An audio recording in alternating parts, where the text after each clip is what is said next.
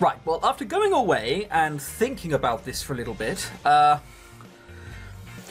if we said that, we might end up in some bad ending where he just takes me to some random cellar and locks me up forever. So, I guess we're saying this one and hoping that nothing awful happens. It sounds a bit like you're proposing to me. Yes, well, he grinned and slipped something out of his pocket. That would be because I am. He slid out of his chair and down onto one knee in front of me. The people around us gasped. A few women cooed and silence permeated the cafe. Ogu Pigu, I love you. Will you marry me and stay by my side forever? Hang on, I just need to check something. Yep, still only dating 4 months. Bit weird. I didn't even need to think about it, apparently. Of course I will, Danny. I love you too. He beamed, he slipped the ring out of the box and onto my finger, and I pulled him into a hug. The people in the cafe exploded into applause and cheers. The man behind the register pounded his fist into the counter. Free drink for everyone! Cheers to the happy couple! In London, free drinks! Sure. And the applause began anew.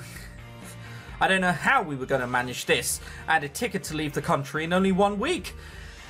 But I looked into Danny's eyes and he into mine, and I knew that I would be happy with him by my side forever. Oh boy.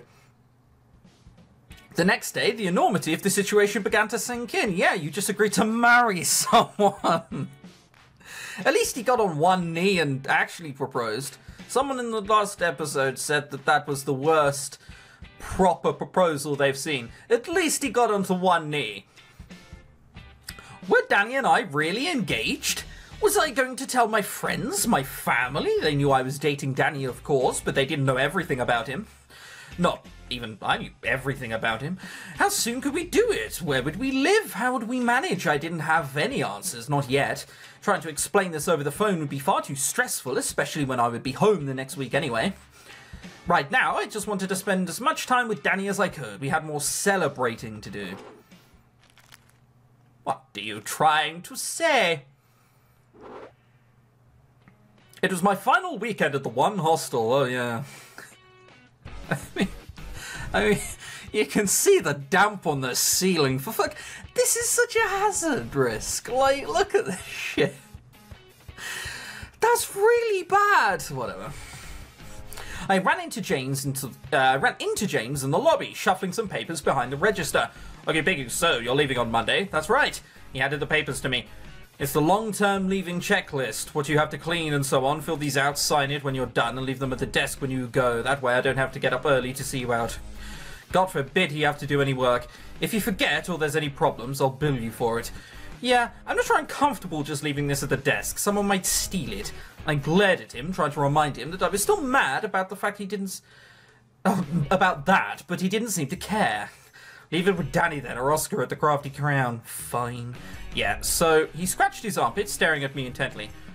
Would you say you have been satisfied with your stay?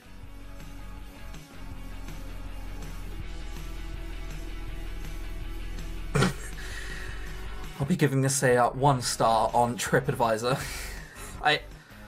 Overall, yes? Would you recommend this trip to your friends? Sure? What did you like about it? What is the point of all of this? Answer the question.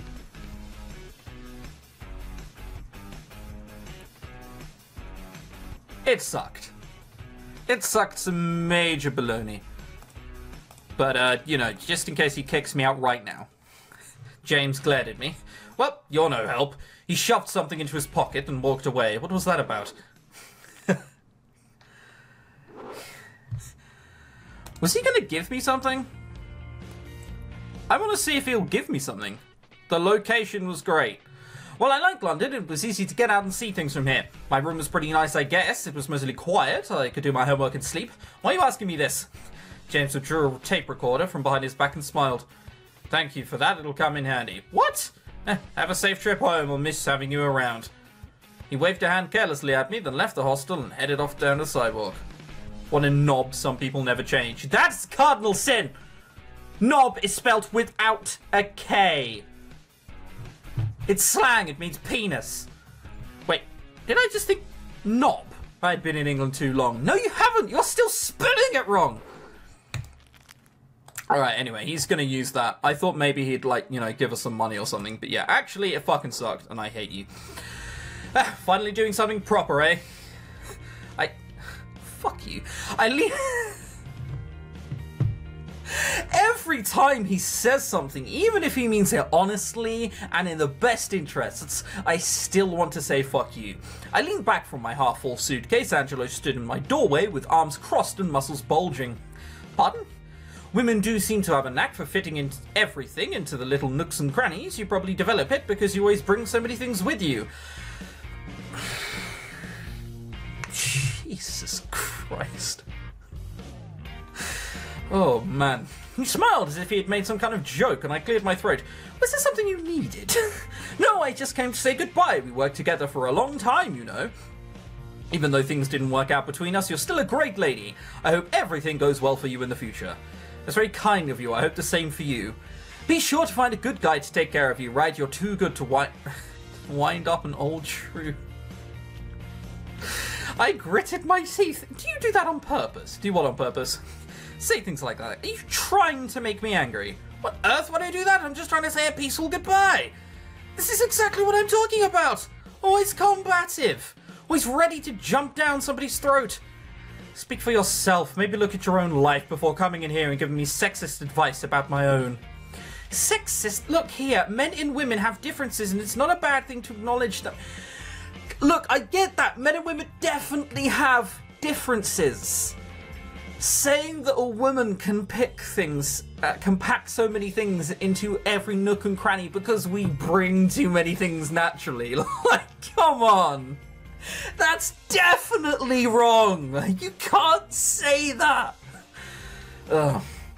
I smacked my forehead and ran down my face. I didn't even have time to deal with this. Yes, you're right. I'm sure it was just a miscommunication. That happens between us a lot, doesn't it? You know, I want you to be happy. I'd very much like for you to be happy, even if it's not with me.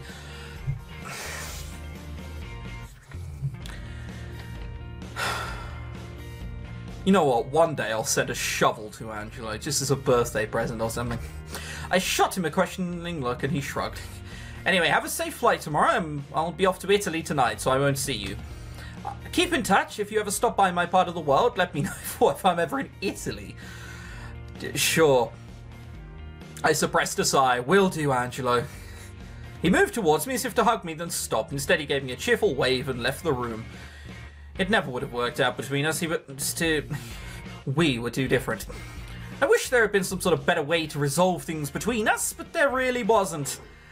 I mean, do you hear some of the shit he says? Oi! As he accosted me in the hallway just as I was returning to my room. She hadn't spoken to me much since that night a couple of weeks ago. So now I wondered what she wanted. Yeah, what is it? Well, this is probably the scenes in which everyone is saying goodbye. I just wanted to tell you goodbye, that's all. I miss you having around. There was a brief pause. I didn't know what to say, so what automatically slipped out was, I'll miss you too.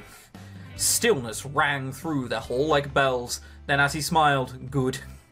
She continued past me and down the staircase. So we had a truce then. I wasn't sure why, but I felt successful, like I'd just won a sports trophy or something. Hooray for me. No, what? She stole, framed you, you're 200 quid down because of it, and that's a truce. That's just fine.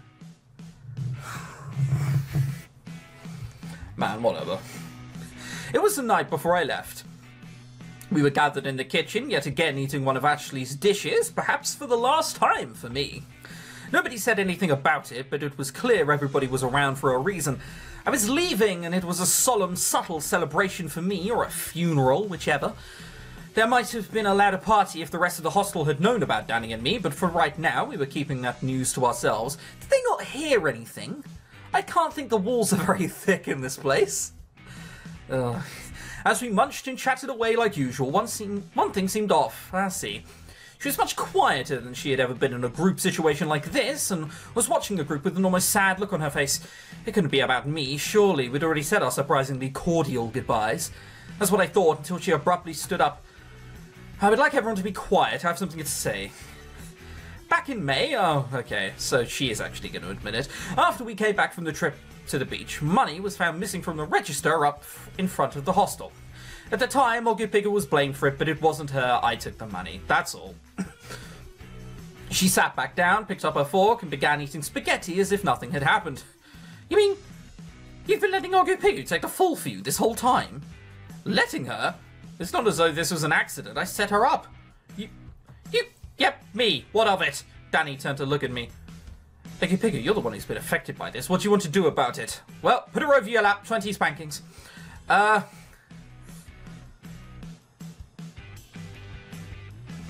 mean, I'm still 200 quid down. Ugh.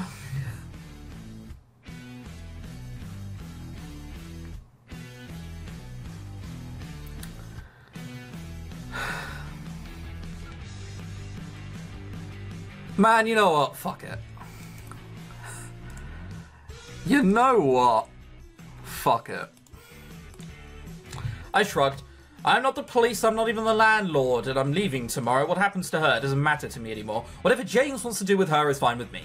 But I'd really like to get my parents' money back. I don't have it anymore. That's your problem. James walked into the room, tape recorder in hand. If you don't pay up, you're out of here. He shrugged at me.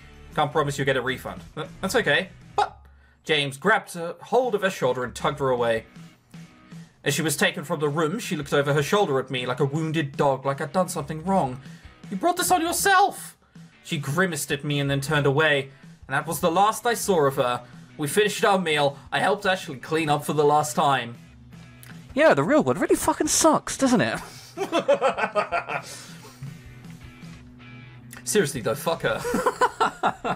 I ain't about that mercy life. Fuck you.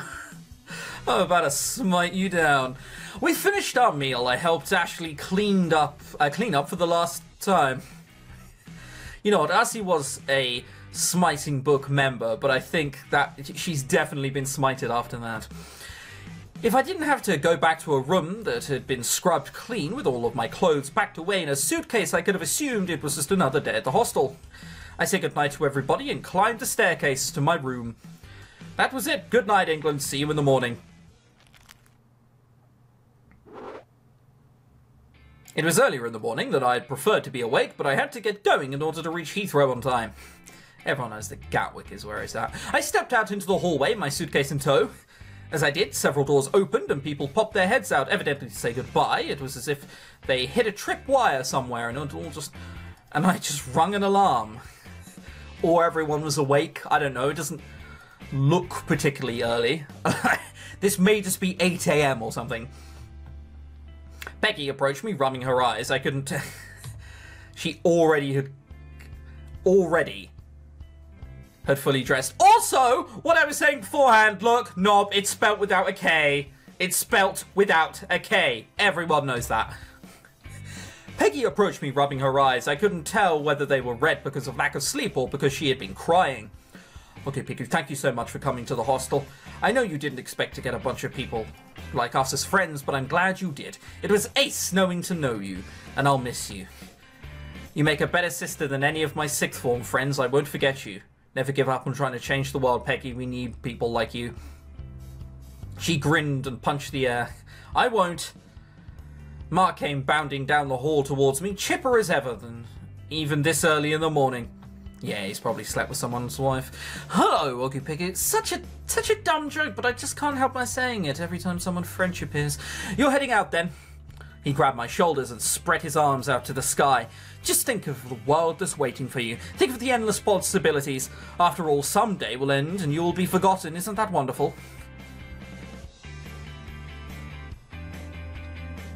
Great. Go out and get your dreams. Take all the risks you can. Live a full life.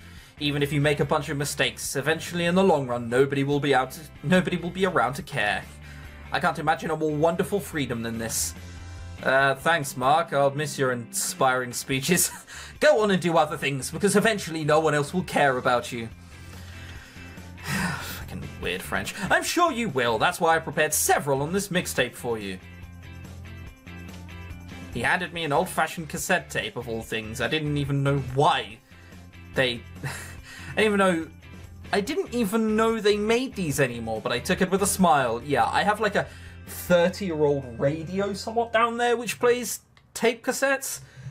I listened to them when I was like 12, I think, but I don't think you're going to find anywhere that sells tape cassettes. Like, you have to look online for that shit. Thanks. Anytime. If you need any help, just hit me up. I'm never too far away. He waved, then headed back to his room. I wasn't sure I would ever meet a stranger man than that one. Oh, you're leaving. I am. Ashley's eyes filled with tears, and I found myself in a panic. Oh, well. I mean, there's definitely a bubble around her eye. I'm not sure about a tear, though. Don't cry, I'm not... You're not? Well, I am leaving, but don't cry. We'll always have the internet and our memories. I won't be able to cook for you anymore. You're always my favourite person to cook for, because you always said thank you when you helped me with the dishes. You're such a nice person, Oggy Piggy. I'm truly sad to see you go. I wish the best in your future endeavours. Wait, no, that's what you say to someone who's just been fired. I'm sorry, I don't know what to say. It's alright, I understand. I don't. Thank you for everything, Ashley. You're really sweet. The world needs more people like you. She smiled, wiping her watery eyes. Thank you, I'll remember that. Hey, you fucking... now you really are a weirdo. Chihaya stood in front of me, hands behind her back. Hope you have a safe trip home. Hope everything goes well for you from now on. I smiled. Thanks, Chihaya. Hope everything goes well for you too. You're a great artist, so I'll hope you'll be able to be successful. Chihaya stared at the floor and nodded. Yeah, you know, maybe I don't like art as much as I thought. What? What the fuck are you gonna do then? I stared at her. You're kidding. That's almost all you're ever doing. What are you talking about? It's nothing, just more drama from the creative types. You know how we can be. You're always worried about the muse and whatnot. She bopped herself on the head with a bright smile.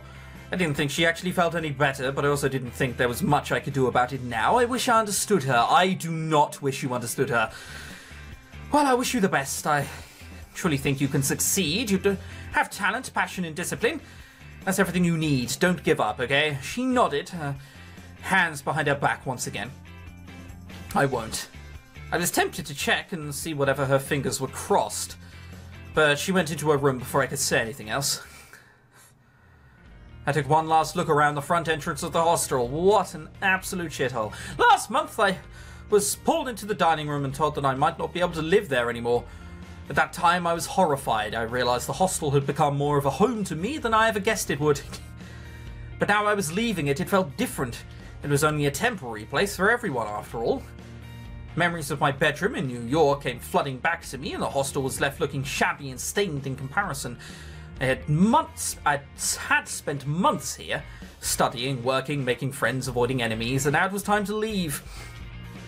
In the full summer sun, the yard was a lot brighter than it had been when I first arrived, but it was still a mess. James hadn't made anyone tend it recently.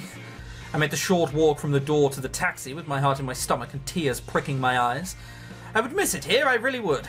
Fuck knows why. Danny helped get my suitcase into the trunk to the waiting taxi. I did wonder where you were. You know, you were the first person I met when I got here. You helped me then, and you're helping me now. It seems fitting, like bookends.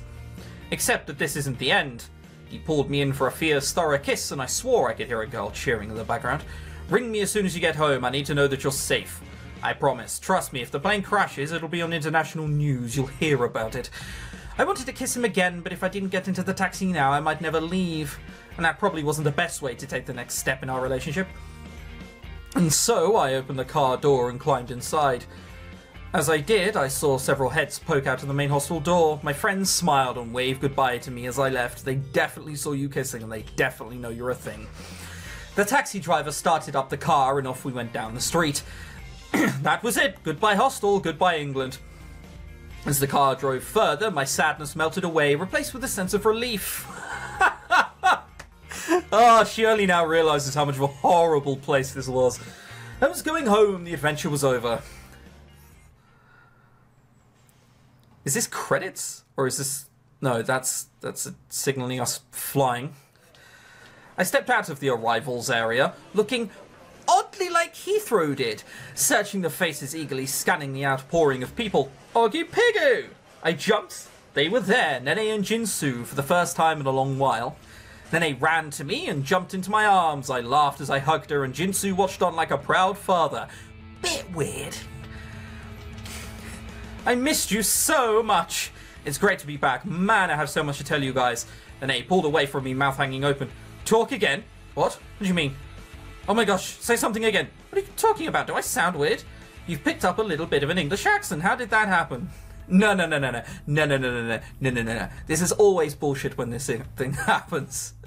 Oh my god, you sound completely English, and they sound absolutely not different at all. I think it was the comedian Reginald D. Hunter who said that Americans think that he sounds English, and it's just like, nope, you're definitely from the Deep South. You're definitely still from Georgia. The state, this is, not the country. What? No, you're loony. I was only there for a few months. I still sound plenty American. Okay, first of all, we need to have a word about this vocabulary. Loony is not what an American person would say. No, there's something different in your voice, I can tell. I glanced at Jinsu, who shrugged. She's got a point if you ask me. So tell us about your trip. What'd you do? What'd you learn? And so I tried to sum up everything I could, everything I'd learned, everything I saw, all the friends I'd made and left behind. Our little girl's all grown up. Nene's eyes filled with tears, and I sighed. Hang on, are you sure these aren't secretly my parents? This is the twist all along. Jinsu clapped me on the shoulder. So, is there a special someone you're going to see again? I couldn't help grinning like an idiot. No, like a big, giddy, lovesick fool. Oh my god, you've got a secret. You always look like that when you've got a secret. What is it? Is your boyfriend on the flight? Are you bringing him home? No, nothing like that yet. I'll tell you everything later, I promise. Let me see your hand. And they grabbed a hold of my hand and let out a high-pitched squeal. A ring! You've got a ring! Slap me! Don't congratulate me! You went over for like 4 or 5 months and you're engaged!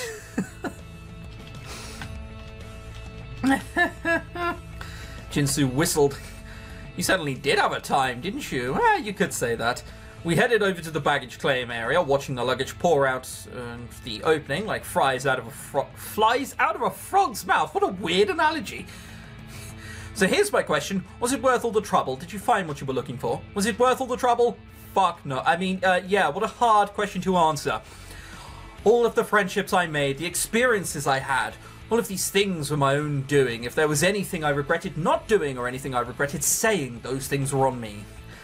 It was within my power the entire time to create an experience that was worth the trouble. So to say that it wasn't would be an admission of failure on my part. And how would I know that it was worth it anyway? I had experiences that changed me, changed how I thought of myself as a person, changed who I believed I could become. I was a different person because I had those experiences. Even if I wanted to, I couldn't go back now, and why should I? Definitely, it was definitely worth it. Jinsu grinned and pulled me into a hug. That's what I wanted to hear. I'm proud of you, I really am. Ooh, there's your park, I'll get it for you. Let's head home, I'm sure you're jet-lagged as all get out. Yeah, I just want to sleep. You can figure out where to go from here once you've got some shut-eye and some food in your belly. Another chapter of your life closes, but I guess the new one's going to be just as much fun in your hands as this one, eh? Too much, too heavy for me. Just let me go to sleep. Okay, come on, you can sleep in the car. Together we left the airport. Oh, so this is definitely the end. I did wonder how much of there was left, but it's ending of us looking at the night starry sky. That always means it's the end. I remember the night before I left New York for England all those months ago. I had stared up at the ceiling, thinking I was crazy for wanting to go abroad, wondering what the future held for me. Now I had the same feeling, but I no longer felt the decision was out of my hands. England seemed miles and years away, as if it had been one long dream, as if it had just if I had just woken up. The same thoughts as ever churned around my head. What now? What did I want to do with my life? But now I could fall asleep with a smile on my face. I was excited. I couldn't wait to see what the future held for me. That alone made the trip worth it. Not the end. We entered the doorway of our private resort cabin with long sighs and deep breaths. It smells amazing out here. I never knew the air could be so fresh. That's why I insisted on this island instead of Hawaii or the Bahamas. Everyone goes to those places, but this is more of an undiscovered secret. That's almost never the case. Danny took our suitcases into our bedroom, and Went into the kitchen to search for the glasses. When I found one, I grabbed the water pitcher to fill it, and a golden gleam caught my eye. It was still odd for me to see the large rock on my finger. Danny didn't give me a diamond. They're a dime a dozen, apparently. So instead, he fitted my finger with a multicolored opal. Hang on, where are we? He says that he didn't want to take us to, like, the Bahamas or Hawaii. Did he take us to, like, the Isle of Man or something? The Sky Islands. Oh, I'd love that so much. Where did he take you? Melilla. Where's that?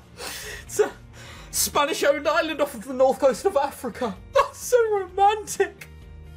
What's it like? A shithole? The greens, reds, and blues mixed together, mixed and shifted together, even in the light. Danny said when he gave it to me that it reminded him of us and the multiple parts of ourselves that mixed together. What? That's so awful. At the wedding, I wasn't sure I'd ever find anyone I could share all my co-laws with. I didn't think anybody out there could accept me, nor did I think they should have to go through it, that. But then you came along and changed everything.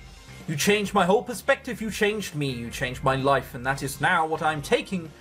That is why I'm now taking you to be my wife. I don't want to live without you, not even for a second. I smiled and ran a finger over the stone, then two arms wrapped around me from behind. You like it, I see. You put so much thought into it, how would I not? I rested his head into the nape of my... He rested his head into the nape of my neck and took a deep breath. I'm sure I don't smell too good after the plane. You smell great, you smell like you. But my dear, we have some business to attend before we can actually start to relax. What is it? Do we have to check in somewhere else too? Here's a knife. Danny shook his head, a mischievous glint in his eyes. We haven't consummated the marriage. You won't be officially mine until we do so. Oh, please. I flushed. I guess that's right. We should make that happen. I wouldn't want it to be someone else's. His eyes flashed and I grinned. You're a wicked one, Ogipigu. No, I'm definitely not. That's why I'm glad we came onto a private island. I won't have to share you with anyone. He bent down and swept me into his arms. I laughed as I clung to his neck, and he walked me bridal style into the bedroom. Get ready, Ogipigu. No one will be able to hear you scream in here. Perfect. I've always been... Hi, I'll take lines I'm not going to read out loud. For 500, please. And so the rest of our lives together began, not with a spark, but with a fire, and this fire would never go out.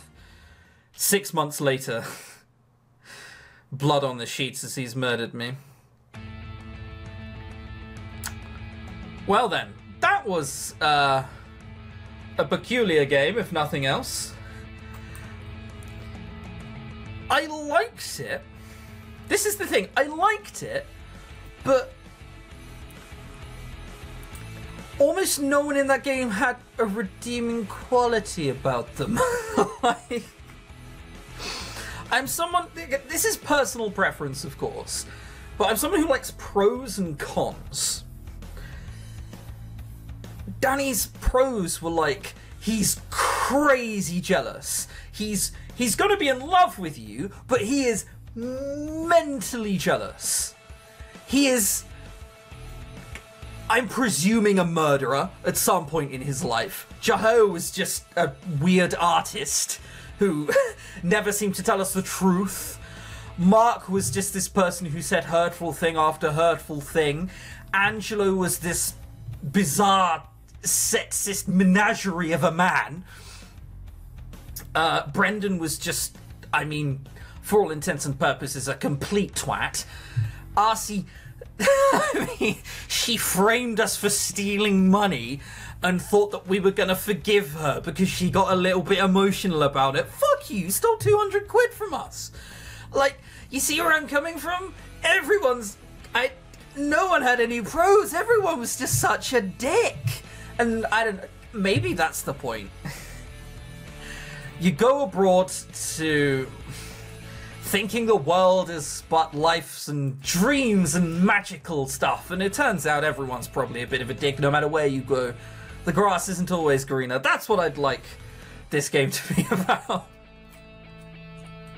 If you go abroad looking for adventure, maybe everyone is just a massive dick. And it's not always amazing. Who knows? That's definitely not it. But it's what I'd like to take away from the game. Overall, though, I mean, like, I enjoyed it. So it did its job as a game, as an entertainment thing. But this episode is approaching like half an hour. So, my name is ChrisTenarium. Thank you very much for watching. If you've gotten this long without subscribing, then please do. Link to in the description as to where to buy the game if you'd like it is in the description. I'm told that if you go as a guy, you can date Angela, and she seemed like the only one who wasn't a dick. Also, a few of you, for whatever reason, liked Peggy. So, you can go about doing that if that's your goal. But I will judge you. Just a little bit. Until next time. See you later.